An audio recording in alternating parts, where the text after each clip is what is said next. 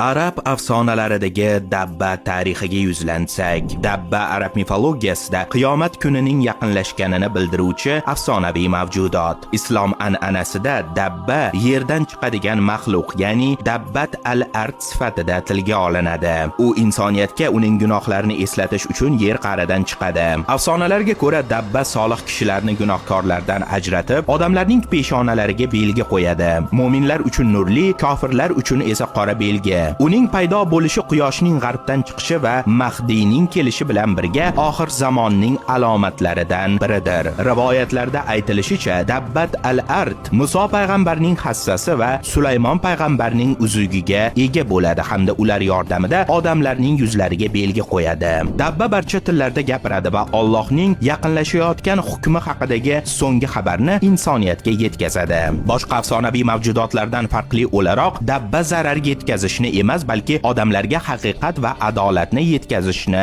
maqsad qiladi. Bu personaj arab dunyosining diniy va madaniy an'analarida muhim o'rin tutadi. Oxir zamonning muqarrarligi va tavba qilish zarurligini eslatib turadi.